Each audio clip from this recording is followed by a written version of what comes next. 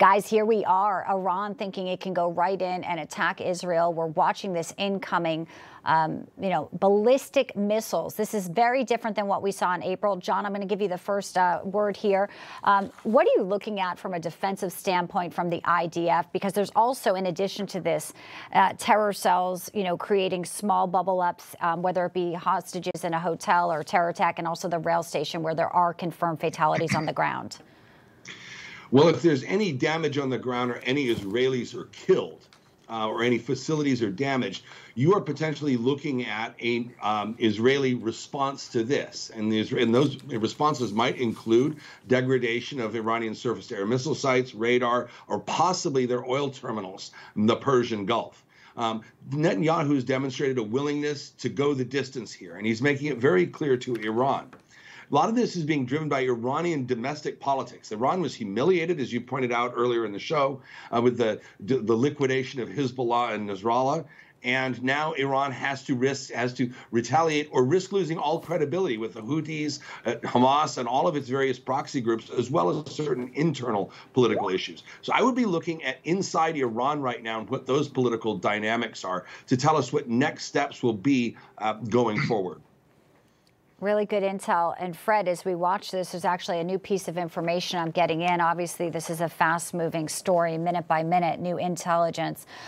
This is Jerusalem Post, and is now saying 500 rockets launched on Israel by Iran. Jerusalem Post. Originally, we had heard about 250. And pick up a little bit on what John was saying. We don't know what IDF forces will do next. Maybe it will be the oil terminals, but we know that Iran is actually maybe targeting Mossad headquarters north of Tel Aviv as well, and 3 air bases. It's very troubling, and we can't underestimate the seriousness of this. The missile defense shields are never perfect.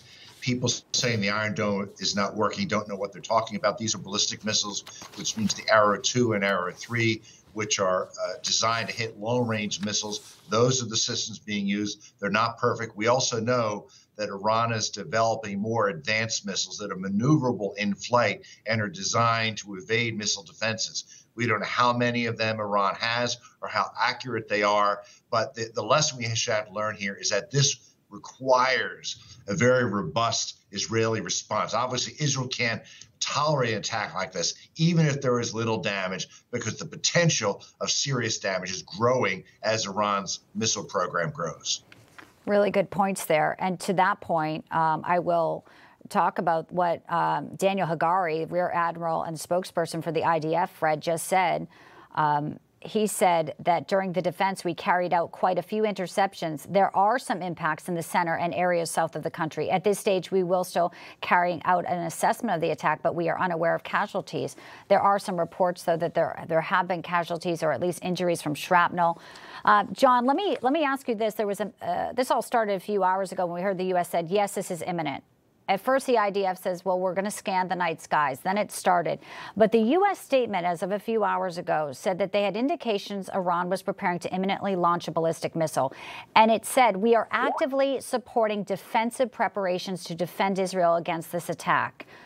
A direct military attack from Iran against Israel will carry severe consequences for Iran. Those are words, effectively, though. What does that mean as far as actions? Well, first of all, it means that the U.S., through satellite or orbital reconnaissance assets, was able to determine the preparations for launch on the Iranian side, and not just also the quantity and the types of weapons being involved, and was able to give the Israelis a heads up. I don't see how Netanyahu does not respond to this in a decisive way. You're looking at a serious escalation here on the part of Israel. And this could go any number of ways, none of which are good. Interestingly enough, Bianca, little news. The former president of Iran, Mahmoud Ahmadinejad, said yesterday in Turkey that the head of Iranian counterintelligence, that's the part of the intelligence that's designed to hunt down internal spies like the FBI does here, was actually under Mossad control. And that is the holy grail of any intelligence operation, is to penetrate the counterintelligence of the other side. That means you're basically free to run all kinds of intelligence operations almost with impunity.